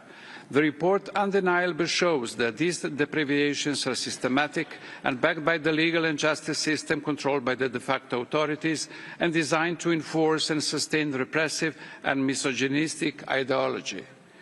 We strongly condemn these practices that may amount to crimes against humanity.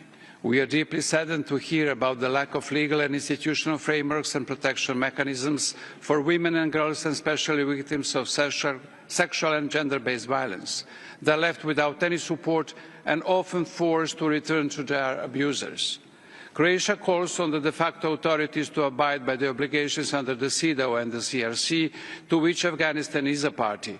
We also strongly condemn the reinstation of corporal punishment, including public flogging and executions, and urge de facto authorities to introduce an immediate moratorium on the death penalty and with a view to its abolition. Mr. Special Rapporteur, how can the international community ensure the representative, equal and safe participation of Afghan women in all discussions concerning the country's future? I thank you. Merci. Thank you. I give the floor to the distinguished representative of Luxembourg. Thank you, Mr. President. Luxembourg aligns with the statement by the European Union. We thank the Deputy High Commissioner for the introduction and the Special Rapporteur for the presentation of his report, as well as all of the panelists for their contributions.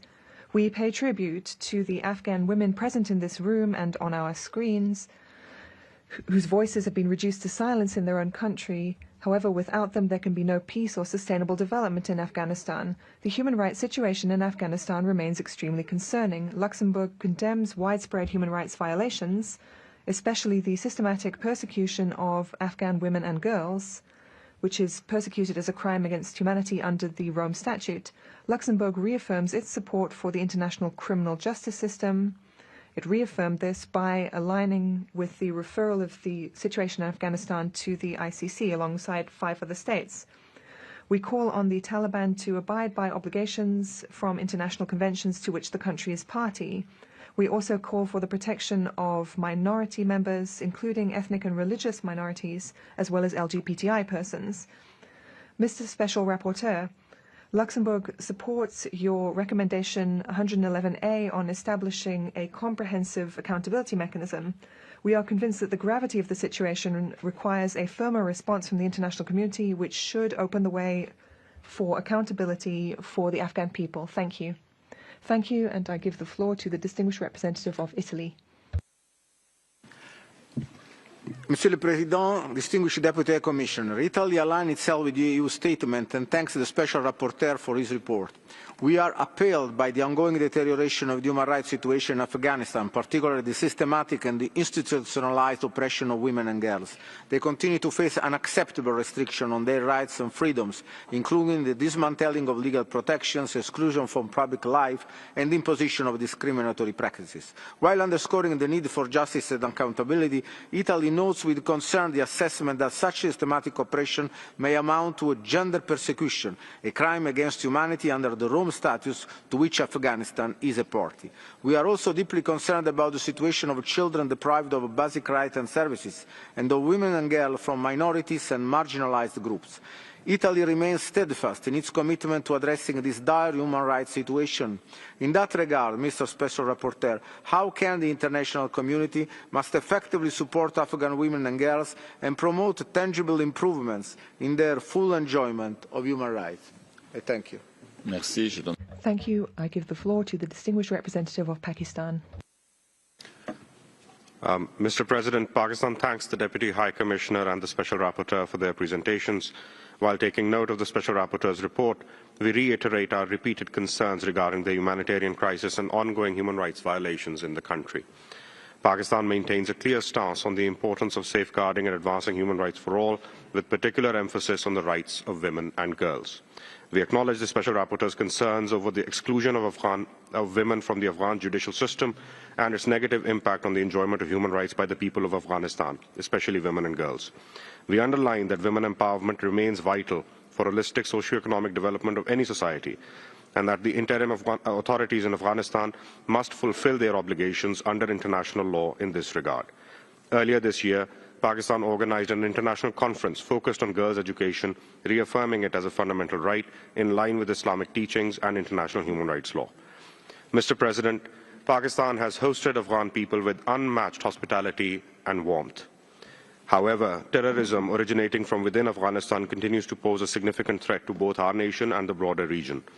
Regrettably, the TTP, Fitna al-Khawarij, continues to target innocent civilians in Pakistan, thereby threatening our citizens and undermining their human rights. We therefore urge the Afghan interim authorities to honor their commitments under international law and the Doha Agreement and ensure that Afghan territory is not used for terrorist activities against neighboring countries. A stable and peaceful Afghanistan is essential for peace and development of the entire region. Thank you. I give the floor to the distinguished representative of Australia. Thank you, President. We thank the Special Rapporteur for his latest report and all panellists for their contributions. The situation in Afghanistan is disturbing. The Taliban has effectively erased women and girls from public life, denying access to education, employment and freedom of movement. Australia is deeply concerned by your findings that the Taliban's institutionalised system of discrimination, oppression and domination amounts to crimes against humanity. Survivors of violence, particularly women and girls, have no recourse to fair or independent legal remedies, legal representation or protection mechanisms, allowing perpetrators of violence to act with impunity. Australia is deeply committed to supporting accountability for human rights abuses and violations in Afghanistan. In 2024, Australia joined with Canada, Germany and the Netherlands to invoke Afghanistan's responsibility under international law for violations of the rights of women and girls, a global first for action of this kind. We call on Afghanistan to comply with its obligations under international law and end its systemic campaign of gender-based discrimination, segregation and violence against women and girls. What more can the international community do to ensure accountability for the Taliban's actions? Thank you. Merci, je donne la parole. Thank you, and I give the floor to the distinguished representative of Kuwait. شكرا سيد الرئيس. Thank you, President. The delegation of Kuwait has read the report of the Special Rapporteur on Human Rights in Afghanistan. My delegation is deeply concerned at the ongoing deterioration of the situation in Afghanistan. There are severe restrictions imposed on women and girls, including depriving them of education, jobs, and participation in public life. This is on top of suffering that has been endured by the Afghan people due to humanitarian and economic crises. The human rights situation in Afghanistan will require a comprehensive approach based on respect for the rule of law and participation by all segments of society, especially women and girls, in the development process. In this regard, my delegation will continue to support the Afghan people, and this is part of our constant efforts to mitigate their suffering and improve living conditions in key sectors such as education, health, and nutrition. Finally, we call for collective international action to promote independent action of the OHCHR in Afghanistan. We must urge the de facto authorities in Afghanistan to abide by their obligations under international human rights law, to stop all discrimination against women and girls. They must open up the way for international civil society to promote human dignity. Thank you. Merci, je donne la parole. Thank you. I give the floor to the distinguished representative of Montenegro. Mr. President, we remain deeply concerned about the unabated acute human rights and humanitarian crisis in Afghanistan, in particular the unrelenting severe oppression of women and girls. As reported, the Taliban have transformed the legal and judicial system to enforce, entrench and sustain the group's ideological, repressive and misogynistic model of governance, and to solidify their control over all of Afghan society. We strongly condemn a widespread, systematic and institutionalized system of extreme gender-based discrimination and exclusion of women and girls under Taliban rule. This may amount to gender-based prosecution, a crime against humanity under the Rome Statute, or gender apartheid, as increasingly termed.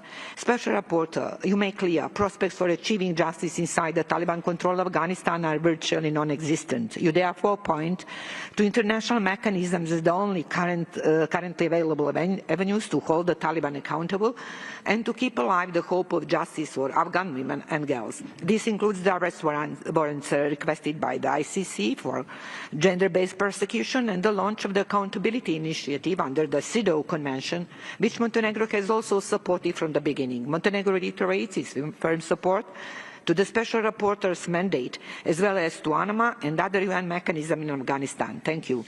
Merci, je donne... Thank you. I give the floor to the distinguished representative of France.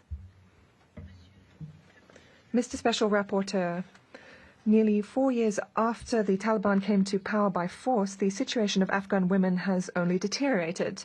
France aligns with the EU statement and thanks you for your work, which documents the systematic violations that women and girls in Afghanistan are suffering at the hands of the Taliban. They cannot take public transport alone. They are obliged to hide their faces, and this deprives them of their voice and is dehumanizing. In addition to the ban on access to medical training, women are suffering many other violations. France strongly condemns this dehumanizing and reprehensible policy against women and girls. This could be characterized as gender-based persecution, constituting a crime against humanity. This is why France and 5 other countries referred the situation to the International Criminal Court in November 2024. No return to normal will be foreseeable without an immediate and full cessation of these violations, as called for by Resolution 2593 of the Security Council. France supports any initiative to bolster the fight against impunity. Given the stubbornness and obscurantism of the Taliban, France stands in solidarity with Afghan women and will continue its cooperation with the UN and NGOs. Mr. Bennett, what, in your view, are some ways to strengthen the fight against impunity? Thank you. Thank you, says the Chair, and I give the floor to the Republic of Korea. The President, the Republic of Korea thanks the Special Rapporteur for his comprehensive report and continue the dedication. We remain deeply concerned about the systematic discrimination and oppression Afghan women and girls continue to face. Their access to education, employment, healthcare, and freedom of movement is severely restricted, especially excluding them from public life. We are particularly troubled by the report's conclusion that Taliban-controlled justice system serves as a tool for further institutionalization of gender-based discrimination and domination, dismantling productive laws and institutions, reinstating corporal punishment for so-called moral offenses, and excluding women from the legal representation and due process show a system that reinforces discrimination rather than provides protection. Despite these restrictions, Afghan women, human rights defenders, and civil society continue to speak out with courage. As we mark the 30th anniversary of the Beijing Declaration and Platform for Action, we are reminded of our collective responsibility to defend women's rights and amplify their voices. Mr. Special Rapporteur, what forms of international support and cooperation would be most effective in helping Afghan women and girls reclaim access to justice and protection? I thank you. Merci.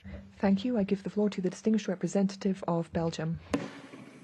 President, Belgium aligns with the EU statement and thanks the Special Rapporteur for his report and the women human rights defenders for the important contributions.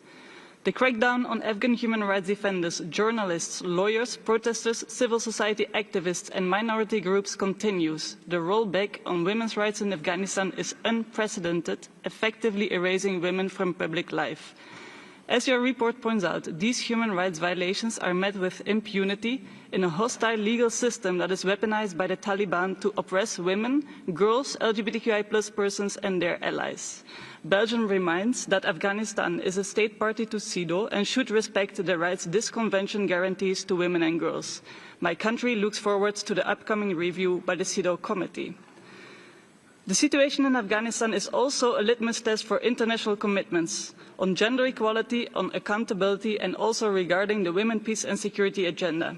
We all know that women's participation in peace processes and the economy is deeply interlinked with their involvement in political life and decision-making, and this should also apply to Afghan women. Thank you.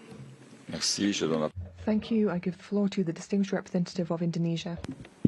Thank you, Mr. President. We took note of our report on restriction of access to justice and protection for women and girls in Afghanistan. We remain deeply concerned by the continued derogation of human rights in Afghanistan, which disproportionately affect women and girls, suspension of laws and regulations that once safeguarded their rights, and imposition of discriminatory policies that severely limit their participation in public life. We urge the de facto authority to reverse these regressive practices. Ensuring women's access to justice and their representation within legal system is essential to building an inclusive and just society. Mr. President, we are also alarmed that WFP's nutrition program this year faced a 60% cut, leaving over 30,000 women and children suffering from acute malnutrition without assistance. As basic rights, food, health, and education serve as a strong foundation for Afghan women and girls to claim all their rights and secure a better future. Indonesia remains committed to the empowerment of Afghan women and girls, including through provision of educational scholarships. We will continue to support the restoration of fundamental rights of Afghan women and girls, as well as the whole people of Afghanistan. Thank you. Merci. Thank you. I give the floor to the distinguished representative of the United Kingdom. Thank you, Mr. President. Special Rapporteur, we welcome your dedication to highlighting the grave human rights situation in Afghanistan. The UK fully supports your mandate. As you have outlined, as we approach the 4th anniversary of Taliban rule, women and girls are denied their right to education, employment, freedom of movement and expression. Discrimination against so many is compounded by the lack of accessible, affordable and impartial judicial institutions. The Taliban must reverse these inhumane restrictions to ensure a brighter future for all Afghans, including minorities such as LGBT+ individuals and people from ethnic Hazara communities. 23 million Afghans are in need of humanitarian assistance. The UK continues to provide assistance, working with the UN and others. We remain committed to working constructively with Afghanistan for an Afghanistan at peace with itself, its neighbours and the international community. Afghanistan cannot achieve long-term stability and prosperity while half its population is systematically excluded from society. The international community must remain united in ensuring accountability and in urging the Taliban to change direction. Special Rapporteur, what are the short and long-term consequences of this erosion of justice for Afghan society as a whole? Thank you. Merci. Thank you. I give the floor to the distinguished representative of Czechia. Thank you, Mr. President. Czechia aligns itself with the EU statement. We thank the Special Rapporteur for his comprehensive and deeply concerning report. The systemic dismantling of Afghanistan's legal and institutional frameworks has rendered justice inaccessible, particularly for women and girls. Justice and access to justice are fundamental rule of law elements. Denial of justice undermines trust in the institutional framework. It is the state's key role to ensure justice and accountability for human rights violations in line with its international legal obligations. Human rights of the individual holder must be in the center of the system of justice, and no concept, not even the family honor, can surpass it. We urge Afghanistan to hold the perpetrators of human rights violations accountable and ensure that women are guaranteed the right to a fair trial. Czechia supports the establishment of an independent investigative mechanism with a comprehensive mandate to document and address violations and abuses of international human rights and humanitarian law. Mr. Special Rapporteur, how do you see Afghanistan's prospects for achieving the path to stability and democracy and a resilient and democratic governance structure? I thank you. Merci. Je donne la parole. Thank you. I give the floor to the distinguished representative of Qatar. Thank you, President. At the outset, we wish to thank the Special Rapporteur for his efforts and take note of his report presented to the Council. Afghan people suffered for decades from conflicts, natural disasters, and from terrorism. Afghanistan is currently facing social, humanitarian, political, and economic challenges, which in its turn affect protection and enforcement of human rights. Countering the challenges requires further efforts in order to engage with all Afghan stakeholders in order to reach resolutions that achieves development and stability. Qatar lived up to its commitment as an international partner through mediations and through hosting, together with the UN, meetings of special envoys on Afghanistan in order to reinforce international consensus on various key issues. Add to that Qatar's humanitarian support in order to alleviate humanitarian suffering of Afghan people. In the same light, Qatar was keen to include human rights issues in its negotiations with Afghan partners, particularly support women's participation in peacemaking and peacebuilding, and ensuring their right to education and labor, and ensuring the rights of all Afghanis. In closing, we call upon the international community to provide technical and financial resources and to finance a humanitarian response plan in order to ensure dignity for Afghanis. And thank you. Give the floor to Ireland. Ireland aligns with the statement of the EU, and we thank the Special Rapporteur and all the speakers for sharing their experience. The presentations provide an abhorrent description of the situation facing women and girls due to the Taliban's actions, which overtly aim to undermine access to justice and protection. We are appalled by the Taliban's continued attack on women and girls' human rights, including access to education, employment, health and justice. This continued targeting of women and girls by the Taliban may amount to gender persecution, a crime against humanity under the Rome Statute. The Taliban's ongoing pursuit to undermine the human rights of marginalised communities is unacceptable. This includes the targeting of the Hazaras, members of the LGBTIQ+ community, and other vulnerable groups. Ireland condemns in the strongest terms the Taliban's ongoing gross, widespread and systematic human rights abuses in Afghanistan, and we call for accountability of those who are responsible. We also call on the Taliban to ensure the immediate reversal of all decrees undermining the inalienable human rights of Afghans, including the rights enshrined in the CRC and CEDAW, to which Afghanistan is a state party. Special Rapporteur, how best can the international community support efforts to ensure justice and accountability in Afghanistan? Thank you. Thank you very much. I now give the floor to Switzerland. Thank you very much. Switzerland would like to thank the speakers for this morning and the Special Rapporteur. We are still deeply concerned by the human rights situation in Afghanistan, which is marked by persistent institutionalized oppression. In particular, the rights of women and girls are still being systematically violated. Exclusion from public life, a ban on access to education and employment, as well as restrictions on freedom of movement. These discriminatory measures can be deemed to be gender-based persecution, as per the definition of international law. We categorically condemn public executions. The number of these has recently worryingly increased. These practices run counter to human rights and violate the absolute prohibition of torture and cruel, inhuman and degrading treatments which are incompatible with international law. We're also extremely alarmed by the continued shrinking of civil society, and that includes the suppression of critical voices, journalists, human rights defenders and civil society. Switzerland would call on the Taliban to put an end to these violations and respect international obligations and re-establish a safe, inclusive environment based on the rights of the entire population.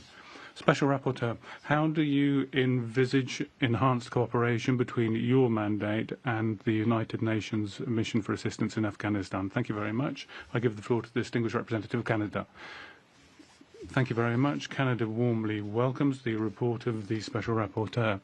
Violence and discrimination on a persistent, systematic basis perpetrated by the de facto authorities in Afghanistan, including sexual violence and gender-based violence, are extremely concerning. The exclusion from women and girls from education, employment, political participation and the judiciary system is unprecedented.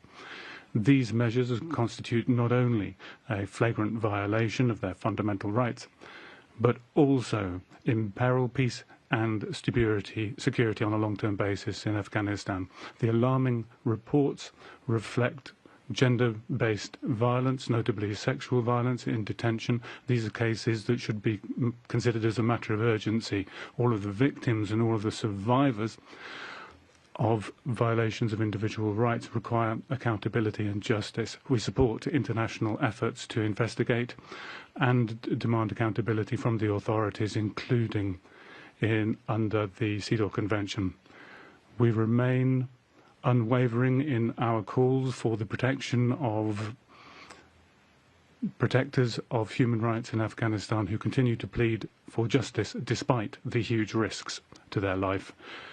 Rapporteur, how can the international community support the documentation of gender-based crimes in Afghanistan? Thank you very much. Thank you very much. And I give the floor to the distinguished representative of Japan. Thank you, Mr. President, and all distinguished speakers for your powerful briefing. Japan remains deeply concerned about the human rights situation in Afghanistan, particularly institutionalized gender oppression faced by women and girls, the exclusion of women from the justice system and the resulting barriers to legal access have long been alarming. The Special Rapporteur further highlights that for vulnerable groups such as ethnic minorities, persons with disabilities and refugees, access to justice and protection is often completely out of reach. Japan expresses its deep concern over these multiple and intersecting forms of discrimination and underscores the importance of ensuring justice and protection for all Afghans. As noted in the report, civil society remains a vital a source of hope. We are seriously concerned that many NGOs face growing restrictions, surveillance, and arbitrary detention. The international community must stay engaged with Afghan people. The denial of education, economic hardship, and social stigma are worsening the situation for women and marginalized groups. For its part, Japan will continue to provide support for returnees, internally displaced persons, maternal and child health services, and women's empowerment. We will continue to urge the Taliban to reverse its oppressive policies and reiterate our continued commitment to peace, stability, and human rights in Afghanistan. I thank you. Merci. Thank you very much. And I give the floor to the distinguished representative of the Netherlands. You have the floor.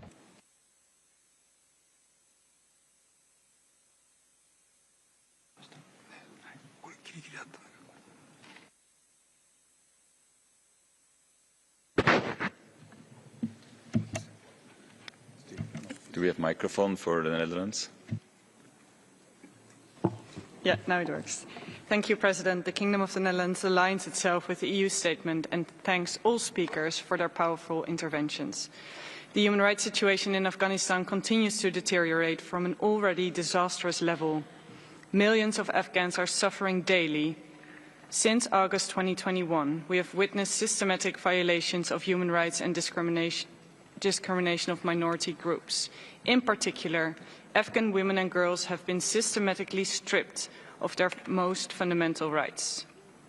The Special Rapporteur clearly points out in his report that the Taliban's policies of gender persecution have serious implications for women's access to justice. The basic right of equality before the law is not even respected. The systematic discrimination and exclusion of 50% of Afghan's population from all aspects of life has serious implications for Afghanistan's future. What will this future look like if women, for example, can't even go to a doctor?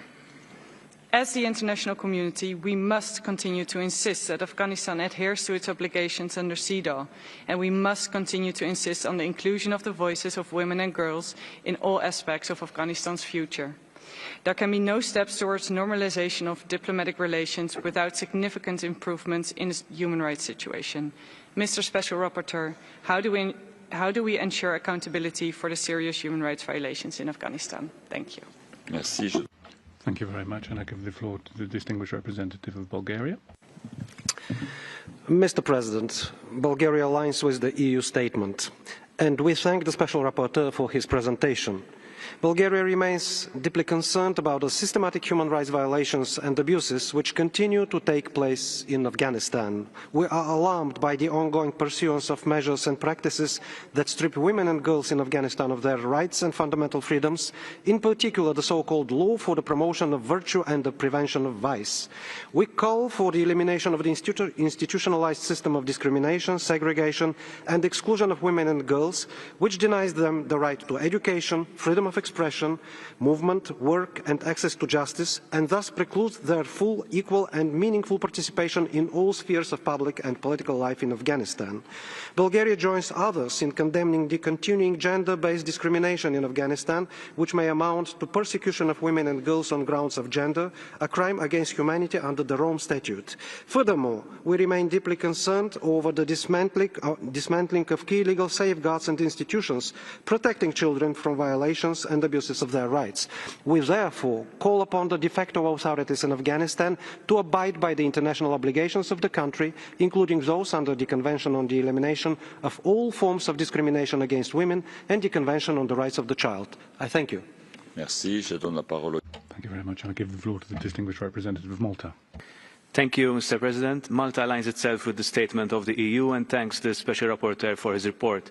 Since the Taliban's return to power, women and girls have faced systematic exclusion from public life. Over 70 edicts and directives have been issued that severely restrict their rights to education, employment, freedom of movement and access to justice. We are alarmed by the dismantling of legal protections for survivors of gender-based violence and the closure of women's shelters. Access to justice is a cornerstone of human rights. A society that excludes half its population cannot prosper. The systematic denial of the human rights of women and girls in Afghanistan is not only a grave injustice, it is a barrier to any form of sustainable peace, stability or development. We call on the de facto authorities to restore women's and girls' access to justice and to ensure their equal participation in all aspects of society. In conclusion, we reiterate our support for the Special Rapporteur and all other UN structures and mechanisms assisting Afghanistan. I thank you. Merci. Thank you very much. I give the floor to the distinguished representative of South Africa. Mr. President, today is Youth Day in South Africa, where we commemorate the struggles waged by the students of 1976, many of whom were women and girls who took to the streets on the 16th of June, ushering in an unprecedented wave of protest over the decades that followed, which ultimately served to bring the apartheid state to its knees. In so doing, the women and girls of 76 were fighting for equality for women and girls, not only at home but everywhere. As such, South Africa cannot turn a blind eye to the cruel, inhuman and degrading treatment being borne by women and girls in Afghanistan, nor their valiant resistance on the front lines, which we are duty-bound to support. Already stripped of their human rights and fundamental freedoms simply because they are women and girls, they are similarly being denied access to justice and protection as a tool to further institutionalize the widespread systematic gender-based discrimination and exclusion being perpetrated against them. This misogyny is intentional and as such may amount to the crime against humanity of persecution on grounds of gender. Accordingly, South Africa believes that those responsible must be held accountable. As part of this process, any accountability mechanism must, however, adopt a comprehensive approach covering both past and ongoing violations, building on the basis laid by HRC Resolution 57/3. I thank you. Thank you very much, and I give the floor to the distinguished representative of Greece. Thank you, Mr. President. Greece aligns with the EU statement and thanks the Special Rapporteur for his report. We remain gravely concerned by the continued erosion of fundamental rights in Afghanistan, particularly the systemic discrimination against women and girls and their exclusion from public life and justice mechanisms. This is a crime against the whole Afghan people and its future. As reflected in the report, access to justice for Afghan women is virtually non-existent, as discriminatory policies prevent them from approaching courts or legal institutions.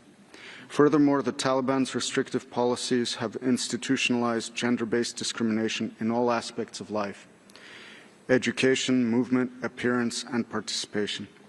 We stress the urgent need for a transitional justice process that is inclusive, survivor-centered, and grounded in international human rights law, a process that ensures full and meaningful participation of Afghan women and girls, regardless of ethnic or religious background, and developed in close cooperation with relevant UN mechanisms, including the OHCHR. We strongly support all efforts to explore international accountability avenues, to address serious violations, and to uphold the rights of Afghan women and girls. In this vein, the Council's role to maintain close monitoring of the situation and to ensure the protection of human rights in Afghanistan is crucial. I thank you. Merci. Je passe la parole. Thank you very much. I give the floor to the distinguished representative of Romania. Mr. President, Romania aligns itself with the EU statement and welcomes the speakers for their interventions today. We know the focus of the report presented that unfortunately lays bare the catastrophic erosion of the access to justice for Afghan women and girls under the Taliban regime. The erasure of Afghan women and girls from all spheres of public life continues unabated. Your report, Special Rapporteur, underscores well that the Taliban's justice system is a tool of systemic oppression, where all due process or form of transparency are lacking, and where laws, edicts and decrees are strictly directed at depriving women of their rights to education, healthcare, movement, legal protection or public participation. Challenging oppressing policies is met with public floggings, arbitrary detention coupled with acts of torture and sexual violence. Romania stands firmly in condemning the Taliban's institutionalized and systemic discrimination of women and girls and echoes the global call to ensure proper pathways for accountabilities for the crimes committed. Special Rapporteur, while women face legal proceedings conducted entirely by men with no right to self-legal representation or appeal, do you see any specific safeguards or international interventions that could help mitigate these violations in the absence of functioning legal institutions in Afghanistan? without endangering the fragile civil society in the country. Thank you. Merci. Je passe la parole. Thank you very much. I give the floor to the distinguished representative of Sierra Leone.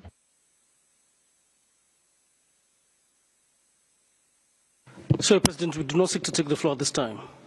Merci. Je passe la parole. Thank you very much. I now give the floor to the distinguished representative of the Islamic Republic of Iran. Thank you, Mr. President. The current prevailing challenges in Afghanistan are the legacy of endured years of extra-regional interference in this country, with their in consideration of human rights and long-lasting consequences. Afghan women and girls have been the primary victims of such situations that suffered the most and require proportionate attention the most. Bearing this in mind, we believe that the problems in Afghanistan does not limit to the situation of women and girls. A holistic approach to all dimensions of the current situation with consideration of root causes should be taken into account. Mr. President, Iran shares a historical neighborhood enriched with deep cultural, linguistic and social ties with Afghanistan. All challenges in Afghanistan, mainly the destructive presence of foreign forces in Afghanistan during the last decades, had its spillover and continuous negative effect on Iran. For decades, we have kept our doors open to people of Afghanistan, and today around 5 million of them live in our country in a well-integrated manner in all segments of our society. The illegitimate and unjustified act of occupying Israel on starting war against Iran, attacking civilian areas, breaking food and water resources, and blindly killing innocent people is both impacting Iranian civilians and our... Je rappelle aux délégués. Thank you. I'd remind delegates that you are invited to speak to the agenda item being discussed. I give the floor to the distinguished representative of Chile. Thank you very much, President. We would like to thank the Special Rapporteur for the report and very much value the mandate being carried out to document rigorously the grave situation of human rights in Afghanistan. We're deeply concerned by the normative framework imposed by the de facto authorities. It is tantamount to a structure of domination over women and children with possible implications for crimes against humanity. The report shows how the state apparatus has been used to impose systematic restrictions, exclusion from public space of women, a ban on secondary and higher education, the dismantling of the Human Rights Commission, and the denial of guarantees of due process.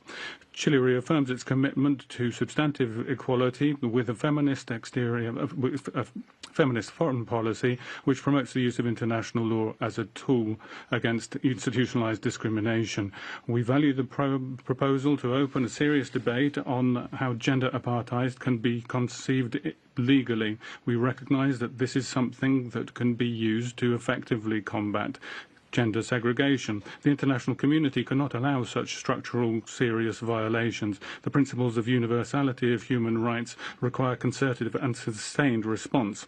In your experience, Mr. Special Rapporteur, what would be the technical and legal key elements which multilateral actors and states could consider to drive a possible codification of gender apartheid? Thank you very much. I now give the floor to the distinguished representative of Malaysia. Malaysia thanks the Special Rapporteur for his report and aligns itself with the statement of the OIC. We reaffirm the importance of ensuring access to justice for all, especially for women and girls, including the rights to education, which is a fundamental component of the rule of law, human dignity, and sustainable peace. Justice systems should be accessible to all and provide protections against discrimination, violence, and exclusion. We appreciate the role of the Special Rapporteur in undertaking a series of consultations and dialogues with relevant stakeholders in the hope to achieve a sustainable solution for human rights issues related to the rights of women and girls. While the call for the establishment of an accountability mechanism to undertake a comprehensive investigation on the human rights issues is important, we are also mindful of the potential budget implications of such a mechanism. Given the UN liquidity crisis